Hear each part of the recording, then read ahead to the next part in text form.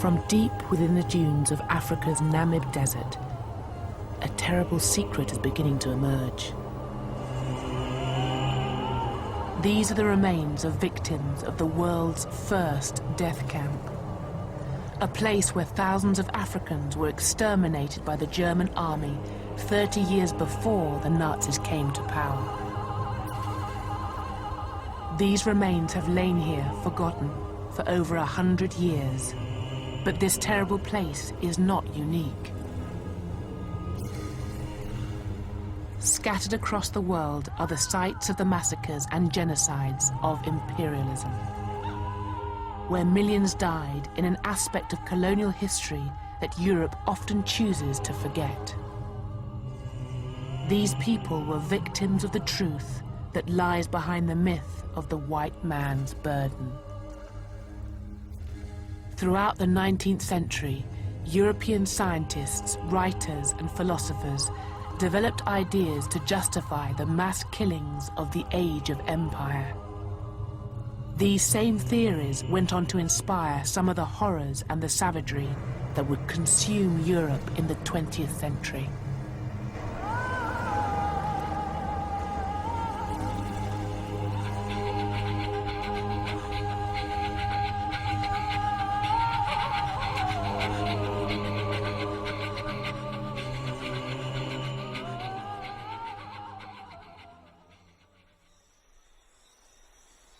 The 19th century was to end with the worst crimes of empire, but it began with a great moment of optimism.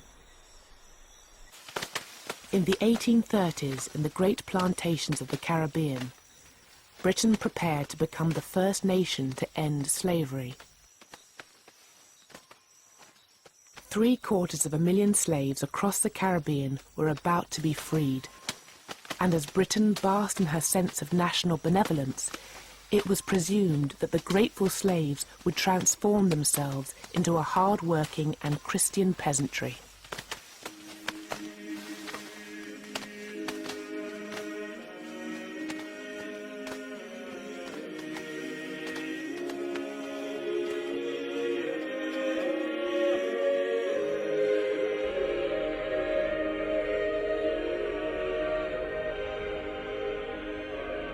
The battle against slavery had been led from the pulpit by an alliance of Christian abolitionists and missionaries.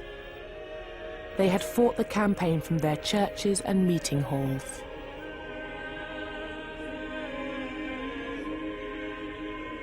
In the 1830s, it was their views that dominated the national debate on race. When slavery was finally abolished, there would have been an enormous sense of elation and achievement on the part of the abolitionists. Don't forget, this was a 50-year campaign from 1787 onwards, involving hundreds of thousands of ordinary British people, petitions, etc. So that when slavery was abolished, the abolitionists had won, a sense of triumph. I think they also felt that that question, am I not a man and a brother, was answered. The abolitionist response to that great question was that although men and brothers, black people were lesser men and lesser brothers. I think in that moment, the dominant perspective is of a hierarchical racial order, but one in which it's a question of culture and civilization. They certainly do not think that black people are equal to them at this time. They think maybe at some time in the future they will be equal. The mission to raise up the black and brown peoples of the world to the supposedly superior level of white Englishmen was not to be confined to the former slaves. This was to be the great task that would justify the expansion of the British Empire. The abolitionists satisfied one aspect of their tutelage and governance of black people, in that they fought and won for the freedom of black people. The next step was to send your stormtroopers, your missionaries, into Africa and the Caribbean to finish off the job, as it were. You know, these are heathens who have to be brought into the fold of Christianity. That notion of giving civilized values and modes of behavior to other peoples, that's the ideology that underpinned the empire. In the empire that the missionaries and abolitionists set out to create, indigenous peoples would see their cultures destroyed and their religions eradicated. And yet all this seems almost benign when compared with the grim reality of what imperialism became. Because during the 19th century, their dream was gradually overwhelmed by another vision. One that claimed that the dark races could not be civilized and should instead be exterminated.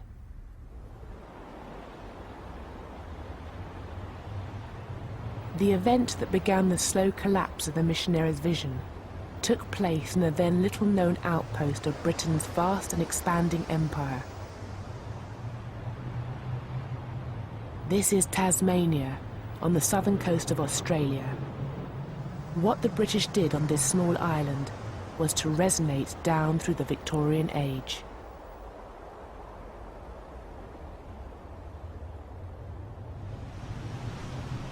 When the British started to settle in Tasmania in 1803, they encountered the ancient Aboriginal peoples of the island. Only 5,000 strong, they had lived in complete isolation for 10,000 years, on the very edge of the habitable world. The settlers saw these people through ideas brought with them from Europe. Quite early you get expressions of disgust and shock about the way the Tasmanians lived. To the Europeans it appeared that the Tasmanians were without culture, they were without religion, they were godless. So they looked upon the Tasmanians as people who'd been left behind by history. And they also related to a very popular idea of the late 18th century, that is the great chain of being, that the various races of humankind were arranged in hierarchical order, and that the Tasmanians were uniquely savage and primitive, and therefore can be treated almost as animals.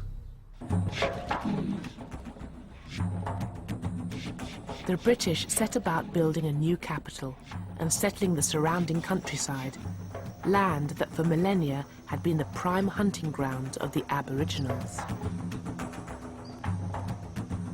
Out in these fields and pastures, far from the control of the authorities, the settlers were free to displace and abuse the Aboriginals.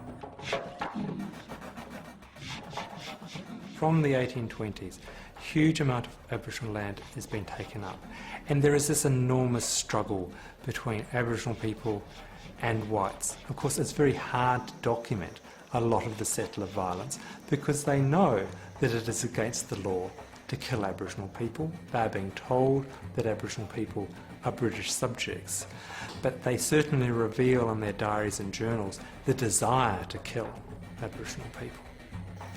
What became known as the Black War was a hidden conflict. The landscape itself was the only witness. The British settlers killed any Aboriginals they encountered. Whole groups were massacred. Kidnapping and rape became commonplace. The Aboriginals regularly attacked the settlers as they fought desperately to defend their land. And as the death toll rose, fear fused with hatred. In such circumstances, it was very easy, on both sides no doubt, to regard the other side as being totally subhuman. I've got no doubt that the Aborigines thought the Europeans were people totally without morality or without any restraint. Equally, the Europeans slipped very quickly into a view that these people were animals and savages. So that conflict in such a racially divided society so easily tips over into an extreme feeling of hatred. The death toll of the Black War had terrifying implications for the Tasmanian Aboriginals. The British, who arrived in ever-increasing numbers, could replace their dead. But the Aboriginals, only 5,000 strong before the war, could not. And by the end of the 1820s, they were at risk of being completely annihilated. The only man who had any hope of halting the violence was the colonial governor, George Arthur. Now, the governor of Tasmania is an evangelical. He knows Wilberforce, And he is aware that his future and his reputation depends on how he deals with this problem above all else. Now, he's already been warned in the late 1820s by the British government that the rapidly declining numbers suggests that these people might be exterminated. And were this to happen, it would be an indelible stain on the reputation of the British Empire, but by implication it would be disastrous for his career.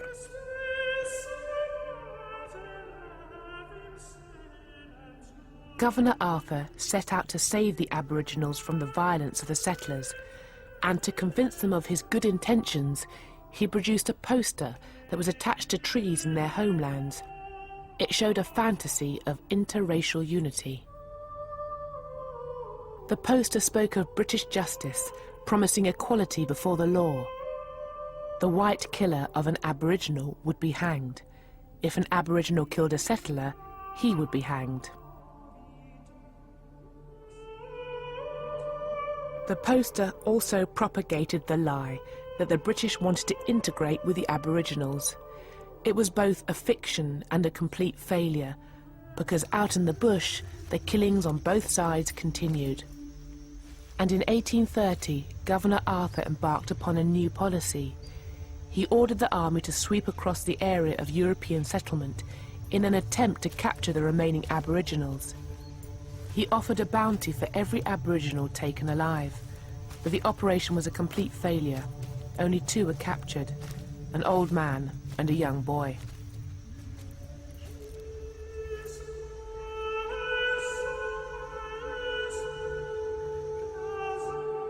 After years of guerrilla warfare, the last few hundred of the original 5,000 Aboriginals had learnt to hide themselves in the bush.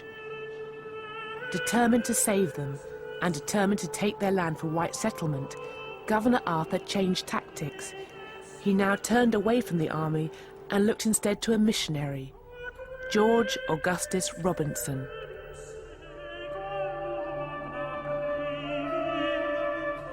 He was the leader of a band of Aboriginal converts and was now hired to go into the bush and bring in the remaining Aboriginals.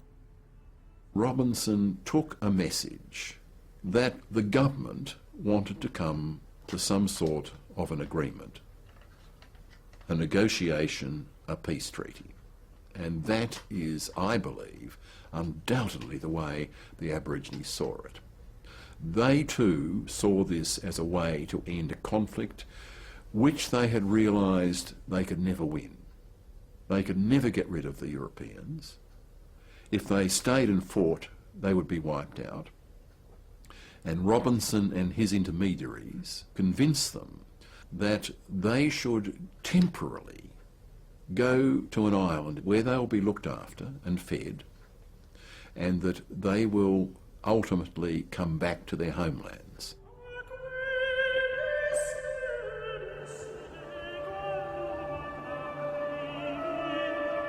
The island was called Flinders Island, and 300 Tasmanian Aboriginals who had been collected by Robinson were transported here.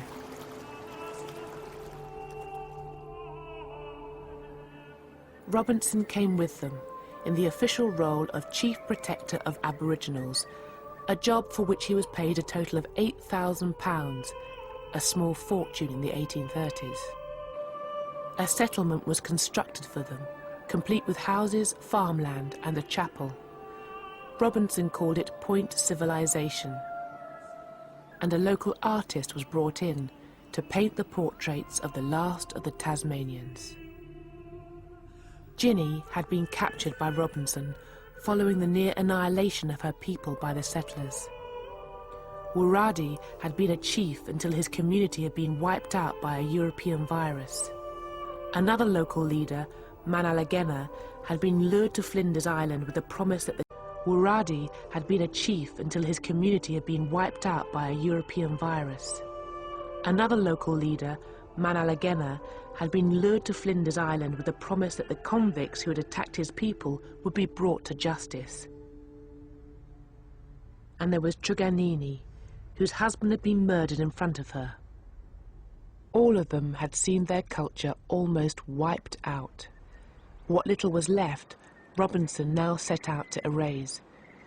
Because Point civilization was not merely a settlement, it was essentially a factory to transform so-called savages into civilized Christians.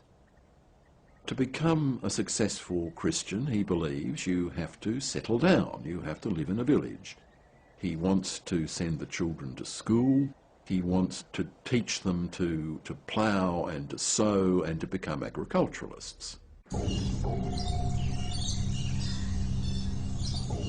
Forced to adopt an alien way of life and confined to an island hundreds of miles from home, they began to succumb to European diseases and what the local doctor called dejected spirits. They die one by one by one. Children are not being born, and there must have been this enormous sense of trauma amongst them. A people that had once been strong and healthy, suffering this enormous decline within a generation. George Robinson, the supposed saviour of the Aboriginals, was reduced to sketching out his plan for their future graves. Frequently he cries with the mourners, he weeps himself, he's so moved by their fate. But ultimately he says, well, it is better that they die here having learnt the message of the Gospels rather than be killed in the bush by the settlers. He finds a way to ease his own conscience so that Robinson's own beliefs, you see, protect him against a full accounting of what he was partly responsible for.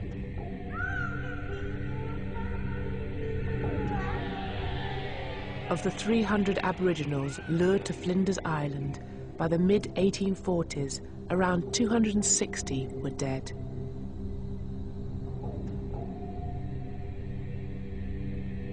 Ginny, Manalagena and Wiradi had all succumbed.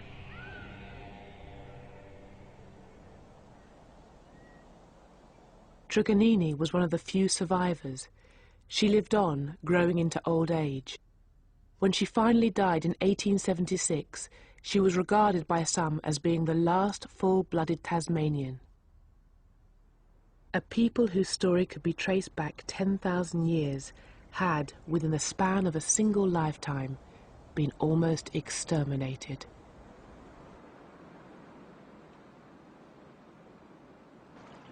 What had happened in Tasmania was far from being a unique event. Across the world, indigenous peoples were being pushed to the brink of extinction. In the South African Cape, the Khoisan peoples had been driven from their land, enslaved and killed in their thousands by British settlers and the Boers. The same forces had also attacked the ancient San Bushmen of the Kalahari, hunting them down as if they were animals. In Newfoundland, the native Beothuk peoples had been completely wiped out by Europeans. And in South America, wars of extermination sanctioned by the Argentinian government were raging against the Pampas Indians. Everywhere, it seemed, white settlers were destroying indigenous peoples.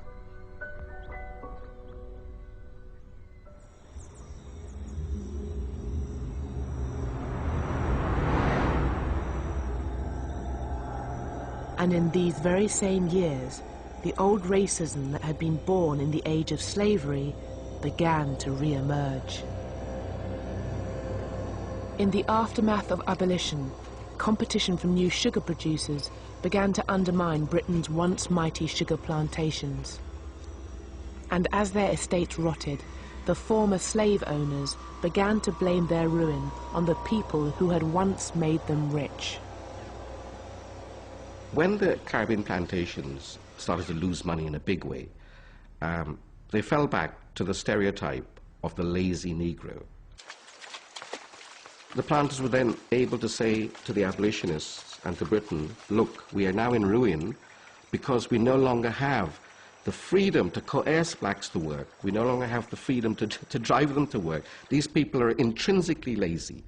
You know, you were arguing that they were human beings, a man and a brother, but in fact they're not. They're still at the level of beasts. Whereas up to the end of the 1830s, it's been pretty unpopular to talk about Africans in those ways, and the respectable talk of the humanitarians about Africans has been, you know, far more prevalent. By the mid-1840s, that's beginning to shift. Those who argued that abolition had been a failure due to the laziness and savagery of the slaves now claim that the Christian vision of a civilizing empire was also doomed. You might say that the moral momentum ran out of the abolitionist movement. People found that other races were not becoming civilized. There was something difficult. They fought back. They didn't seem to learn as fast as we would appreciate, to make them more pliable for us. Christian optimism about the spread of civilization and the Christianization of people of color around the world began to drain away. If the non-white races seemed to reject the message of the missionaries, some in Britain began to ask if they could be civilized at all. One of those who thought not was the eminent writer and historian Thomas Carlyle. In 1849, Carlyle published an essay entitled Occasional Discourse on the Negro Question, in which he appealed for a return to some form of slavery. It was printed and reprinted in magazines across the world and helped transform the 19th century debate about race. Carlyle's voice is a kind of prophetic voice, you know, which booms out from his study in Cheyne Walk in Chelsea, and he writes these, you know, extraordinarily powerful prophetic pieces which were read, you know, with gusto by Victorians, and they, I mean, one can imagine them all sitting around their fires reading the latest periodical that's come out with this flow of rhetoric. In this case, in the Occasional Discourse on the Negro Question, the flow of rhetoric is about the necessity for inequality. Inequality is the proper way to run a society. Those who know should rule those who don't know. Men should rule women, white people should rule black, educated people should rule the masses. The depths to which these ideas became embedded within mid-Victorian society was revealed by one of the most controversial events of the whole 19th century.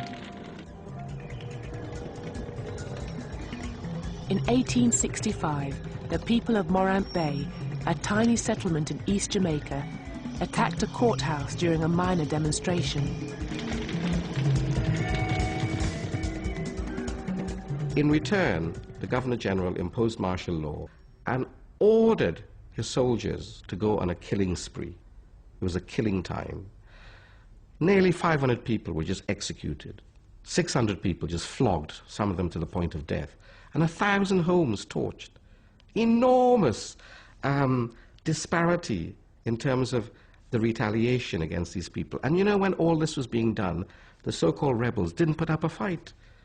You know, when their houses were being burned, they weren't terrorists, they weren't murderers, you know. All they wanted was for the judiciary to treat them with a sense of justice. The man who ordered the killings was Governor Edward Eyre. And when news of what he had done reached Britain, the liberal establishment was shocked. And the cause is taken up by the old abolitionists who've kept going and kept going and kept going, and the old anti-slavery societies kind of wrench themselves back into action and mobilize themselves again, and all the ladies who've been doing it for decades, when the men have gone off and done more interesting things, you know, there they are with the machinery still in place that can be mobilized when you need to. Their tactic was to put Governor Eyre on trial for mass murder, but in court he was acquitted, due in part to a huge wave of popular support. He had the whole of the House of Lords, parliamentarians, bishops, priests, the establishment, the aristocracy backing him, saying that he was justified in imposing severe order on these people because that's the only language they could understand, because the black people were brutes. Eyre's defence was orchestrated by the high priest of the new racism, Thomas Carlyle. But behind him stood many members of the British literary elite, all of whom made known their support for Governor Eyre and his actions at Morant Bay. The art critic and writer John Ruskin,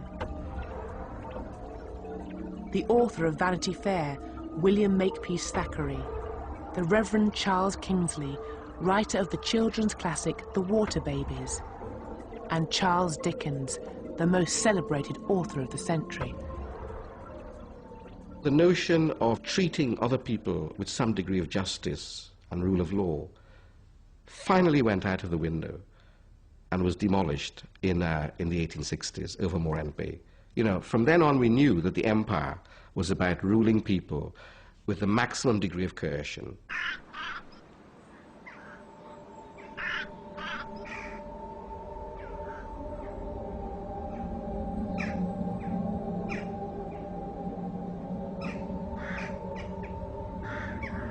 Some of the new ideas about race in the high Victorian age drew their evidence from the world of the dead. Based on the study of corpses and skeletons, the burgeoning science of anatomy laid the foundations for a new scientific racism. In Britain, the most important race scientist was a now forgotten Edinburgh surgeon. Ruined by a body-snatching scandal in the 1820s, he had fled Britain in disgrace. But in the 1840s, Dr. Robert Knox resurfaced with the publication of a new book. Race is everything. Literature, science, art, in a word, civilization depends on it. For Robert Knox in that book, race is everything. It determined your character, it determined your position in civilization, it determined your destiny. Can the black races become civilized? I should say not. He saw racial conflict and extermination happening all around the world. It was natural for him to believe that racial types were bound to struggle and that the superior races would dominate the naturally inferior ones. The Saxon race will never tolerate them, never amalgamate, never be at peace. It is a war of extermination. One or other must fall. Robert Knox was not a lone voice. In America, a group led by the renowned craniologist Samuel George Morton had begun to collect the skulls of different races and compare them. Skulls were chosen to be measured because it was reckoned that the skull was the container of the most important part of the human body, the brain. The bigger the skull, the bigger the brain. The shape of the skull, the shape of the brain. The American School of Race Scientists concluded that the races, as measured through their skulls, were so different as to be separate species. Tasmanians, Africans, American Indians were not the lower races of men. They were perhaps not fully human at all.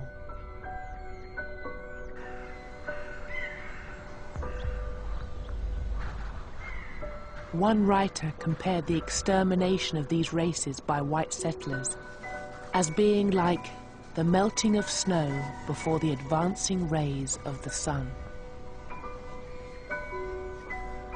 But the theory that was to have the most powerful impact upon race came not from the anatomists or the skull measurers, but from the work of one of the 19th century's greatest minds.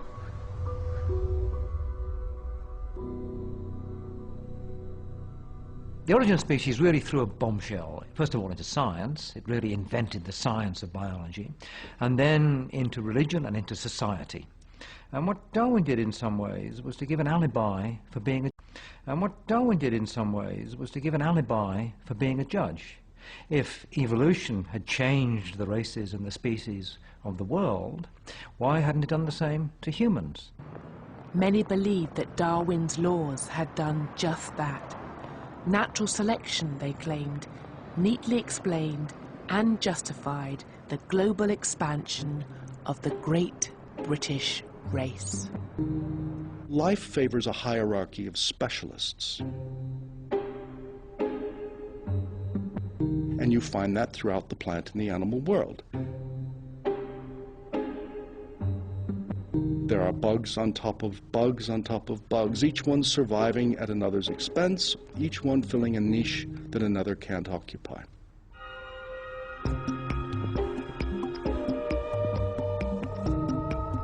People, Darwin said, are the same way.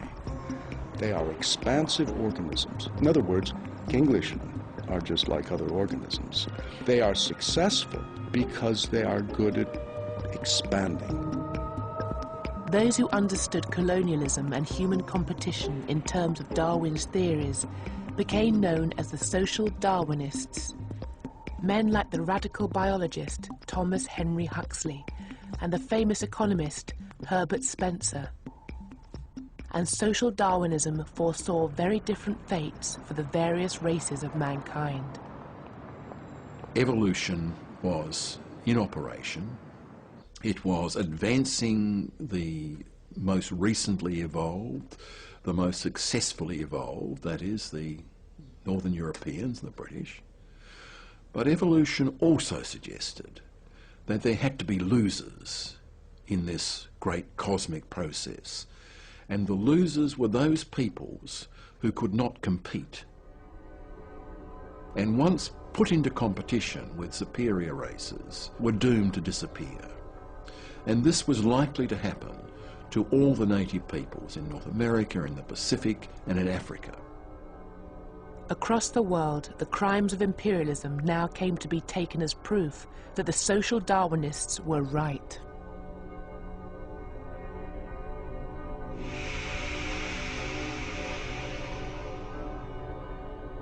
In North America, centuries of disease and war had devastated the Native Americans. Whole nations had been all but annihilated. In parts of the Australian mainland, the peoples of the outback were, it seemed, going the same way as their cousins in Tasmania. And across Africa, the scramble for empire had brought the might of Europe to bear against innumerable peoples, killing literally millions.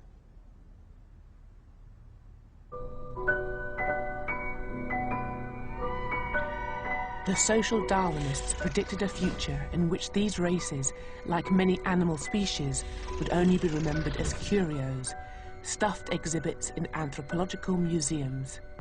The white man's burden and the Christian dream of benign imperialism were rendered obsolete. Old missionaries who still talked about the equality of humanity and talked about everyone descended from Adam and Eve and talked about that the truth, the only truth, came from the Bible, were seen as being extraordinarily old-fashioned, who simply had failed to come to terms with the great scientific thinking of the age. And these racial theories were not only applied in new colonies, but also in the oldest parts of the empire.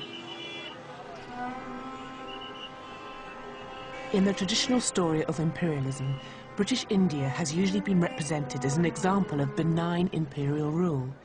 The British Raj, we are told, was run by men who were competent, professional and wise, men who brought order and prosperity to a chaotic land. But there is an aspect of Indian history that has been written out of this account of the imperial past.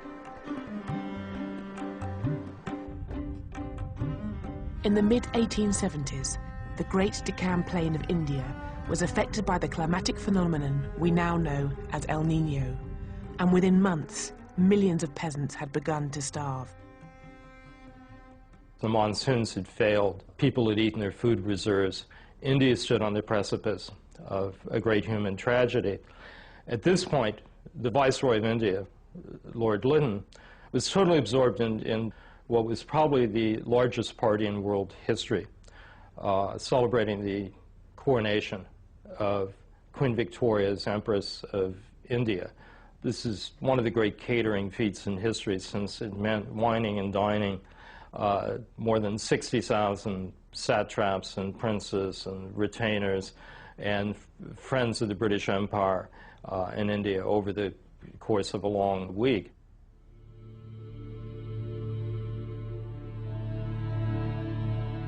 As Lord Lytton and the ruling elite of the Raj feasted at banquets and posed for official photographs, millions were slowly dying in the countryside, and the Viceroy justified his inaction with arguments gleaned from the social Darwinists. This was a very, very crass use of a Darwinian evolutionary notion of survival of the fittest, whereby a famine could be actually seen as an instrument of Darwinian winnowing. Yes, that people who were unfit would effectively perish as a result of this, and to intervene to stop them perishing was really to interfere with almost a rule of nature. What made the famines especially deadly was that the British had dismantled ancient systems that had for centuries prevented food shortages from turning into famines. If you'd had a poor monsoon and there was a food shortage, many people still had enough. They may have had less, but they would have had enough because they grew their own food, or they would have had access to it from other groups in the community who would share it with them during a time of crisis. All this had been wiped away when the British forced the poorest peasants to grow cash crops like wheat and rice for export, thereby ushering them into a global market. And in the 1870s, that market condemned them to death. By 1877, millions in southern and central India were starving. In desperation, parents sold their children for scraps of food. Many thousands committed suicide. And in some places, the people were forced into cannibalism. And all the while, the food that could have saved them was piled up on the docks of Madras, ready to be shipped to Britain and America. But to Lord Lytton, it was no more than an unfortunate byproduct of the iron laws of social Darwinism. If you read the letters of Lord Lytton, what is so striking about them is not simply their fanatical devotion to the market and market forces. It's not simply their parsimony and desire to spend as little as possible, but the enormous calm with which they accept the fact that millions of Indians would die, because these are Indians they believe are the useless part of the population, the poorest of the poor, people condemned to death by nature. When finally Lytton was pressured into action, his solution proved just as deadly as the famine itself. Lord Lytton sets up a system of outdoor relief that looks more like Nazi concentration camps than anything representing decent human charity. First of all, there's the obligatory test. You can't be relieved, that is, given a job or food within 10 miles of your residence. You must walk. And you must walk sometimes distances of hundreds of kilometers, and tens of thousands of people die in the course of that. Then you're put to work doing heavy labor, very heavy labor, breaking stone, working on the railroads, and you're confined then to squalid camps where your daily diet is in caloric terms less than that provided to inmates of Buchenwald and other Nazi concentration camps. They become literally and simply death camps. And perhaps worst of all, children were now too weak and small to do the necessary work. Children became the main victims of Lytton's cool-hearted policy.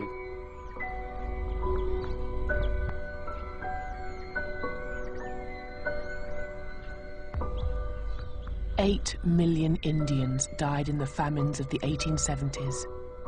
But they were not the only famines of the British Raj, and they were not the last. Famines returned in the 1880s and the 1890s, and in all, almost 30 million Indians starved to death under British rule. A story airbrushed out of the glorious accounts of the Raj and the men who ruled over it.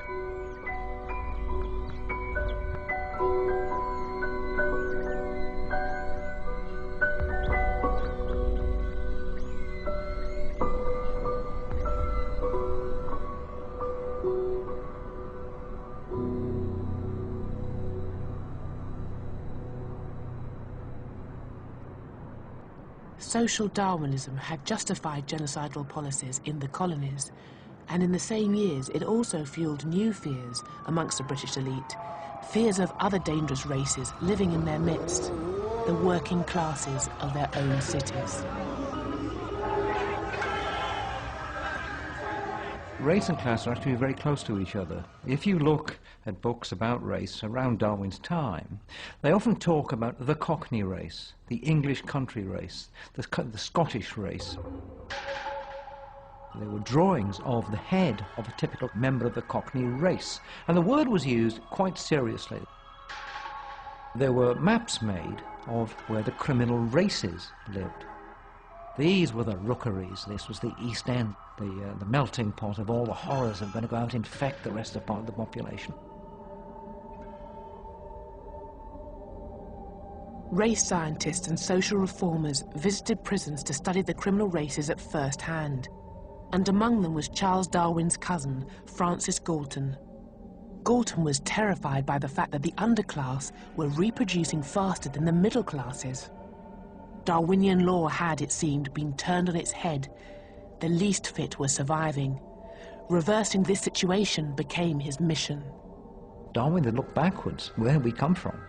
Galton turned the telescope around and looked forward. Where were we going? And he devoted much of the rest of his life to the idea of understanding Homo sapiens, us, as a species, and trying to direct where Homo sapiens was going to go in order to become more sapient, more wise in the future, more of a genius, and less of what he saw, more stupid, more ignorant, and more decayed. Galton designed a new science of human selective breeding. He dreamed of encouraging the middle classes to have more children and inhibiting breeding amongst the lower and criminal classes. And he named his new science eugenics. In the last decades of the 19th century, it became widely respected, attracting an array of high-profile supporters. They included many of the great figures of the late 19th, early 20th century, people like George Bernard Shaw, H.G. Wells, Winston Churchill, all of them absolutely convinced eugenicists.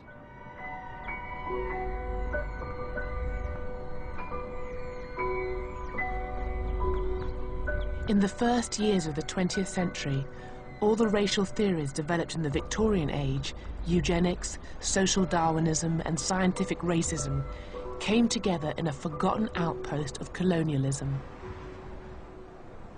This is Namibia, but at the dawn of the 20th century, it was the German colony of Southwest Africa, and home to an ancient people called the Herero. In 1904, they rebelled against the brutality of German rule. What followed was to prefigure the worst crimes of the 20th century. The Germans committed innumerable massacres and atrocities, but they were unable to hunt down and destroy all the Herero people across such a vast landscape. And when the Nama, another of the Namibian peoples, rose up, the Germans turned instead to a recent invention, the concentration camp.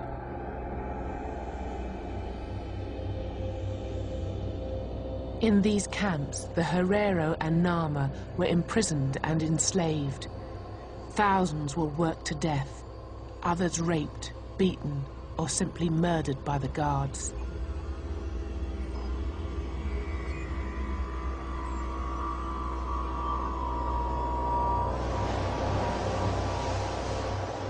The most infamous and deadly of the camps was at a place called Shark Island. Shark Island was established for the express purpose of killing people. Anybody placed on that island, everybody knew they were going to die.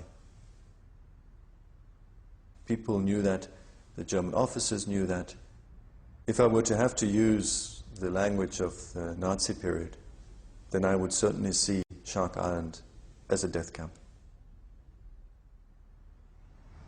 The people were band together in Shark Island from all over Namibia.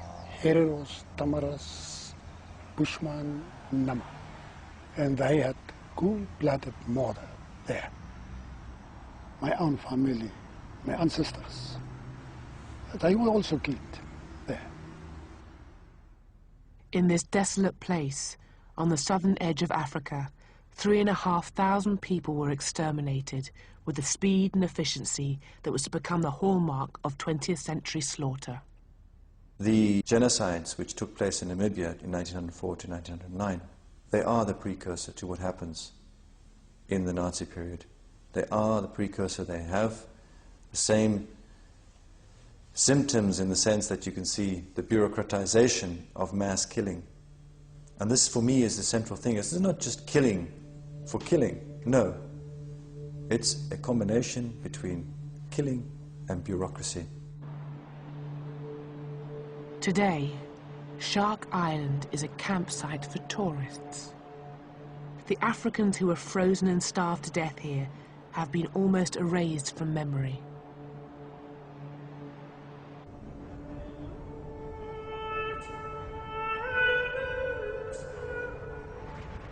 But a century after the Namibian genocide, the true horror of what happened on Shark Island is beginning to re-emerge.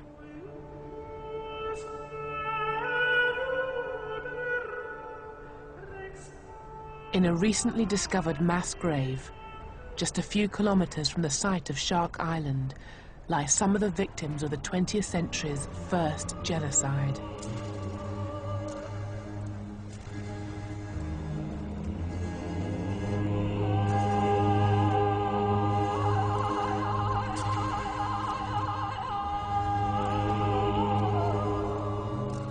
Other victims were denied even the meager dignity of a mass grave.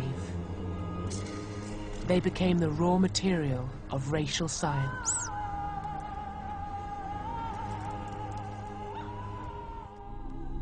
Their skulls and even severed heads were sold to museums in Europe and used to prove the inferiority of Africans. The trade in skulls was so accepted that it was even depicted on a postcard.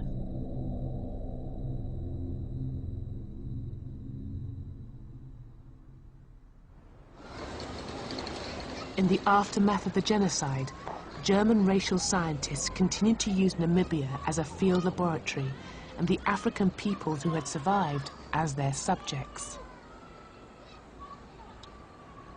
In 1908, a eugenicist called Eugen Fischer travelled to the small town of Rehoboth, home to a people of mixed Boer and African heritage who called themselves the Rehoboth Bastards. Fischer and his assistants spent months photographing, measuring, and examining the inhabitants of this town, people whose descendants still live here. The person at the bottom there is my grandfather, Malcolm McNabb, and above him is his brother, Charles McNabb. My grandfather used to talk a lot about what they did, measurements, the eyes, the nose, the lips, the ears, hair, etc. They was not aware of the nature of the experiment. Lying in the vaults of an archive in modern-day Namibia, Eugen Fischer's original files and photographs remain as he left them a century ago. They reveal his methods and also his aims. Here Eugen Fischer has lined the different pictures up next to each other to try to trace very specific facial features like the eyes or the noses. And the reason he's done this is to try to show how very specific African facial features like high cheekbones and the drawn-out eyes that represent the African genes are very prominent and become more prominent through the generations. Eugen Fischer came to Namibia to prove one basic point, and that was that racial mixing was always bad, and that the African gene is dominant over the white gene.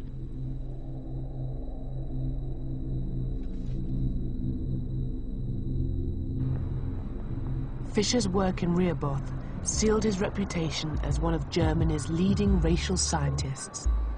It also brought him recognition from a nation that was then experiencing the greatest influx of immigration the world had ever seen. In the first years of the 20th century, the ethnic makeup of America was being transformed as millions of immigrants poured into her great cities. Many of those who feared that mass immigration would lead to widespread racial mixing looked to the ideas of eugenics, an increasingly powerful science. Eugenics flourished, mutated, and went out of control when it got to the United States. And the irony is that the eugenics movement in the United States, which certainly descended directly from Galton, had the great advantage of having a lot of money, a huge amount of money. Some of that money was used to establish the Eugenics Records Office, ran by the infamous Charles Davenport. In order to defend the health and purity of the white race, Davenport and his followers sought to identify those classes and those races in America whom they considered genetically unfit. Identified and monitored, the scientists would then take control of their lives and their fertility. Once you were identified as a certain class, it meant what school you could go to, what cemetery you could be buried in, where you could live. It was a matter of life and death. Marriage laws were established in dozens of states around the United States, saying that people could not marry outside of their group. Blacks could not marry whites, Indians could not marry blacks. In Virginia, if you married the wrong person, meaning interracial marriage, they would unmarry you. They would invalidate your marriage. 27 states passed eugenics marriage laws, and the eugenicists spread their message using the new medium of cinema.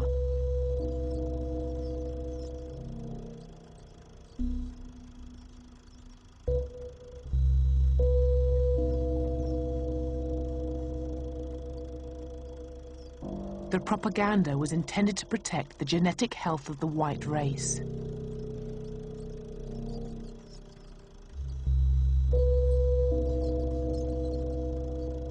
This would be achieved by eradicating those deemed unworthy through forced mass sterilization. They went about methodically tracking ancestry and targeting bloodlines for extinction. That's eugenics, the effort to create a white, master, blonde, blue-eyed master race by wiping out other bloodlines until they were left only with themselves and people who resembled themselves. And what's important here is that these people thought they were saving humanity. These people thought they were liberals. They were reformers. Eugenics was a worldwide movement. In Sweden, an official program forcibly sterilized 60,000 people, mental patients and members of the ethnic minorities. In Britain, the Eugenics Society received widespread support from across the political spectrum.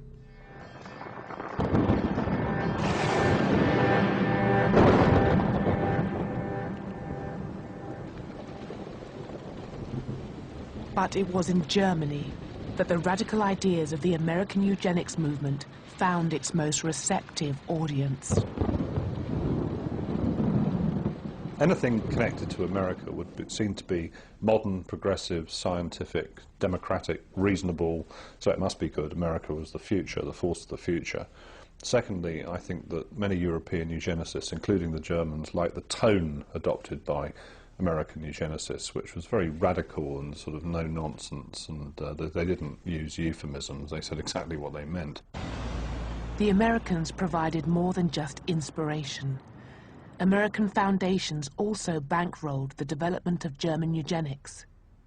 This was the Kaiser Wilhelm Institute of Anthropology and Human Heredity. In the 1930s, the men and women who worked here received grants from the American Rockefeller Foundation. And the leading scientist here was the man who made his name in Namibia, Eugen Fischer. Under the Nazis, Fischer was empowered to sterilize the racially mixed people of Germany's Rhineland, 400 of them, all children. The majority of those sterilized by the Nazis before 1939, however, were the mentally ill. But when the Nazis began their war, they abandoned sterilization in favor of adult euthanasia, the Nazi euphemism for murder. The victims of this program were amongst the first people gassed by the Nazis, but the program wasn't restricted to the mentally ill.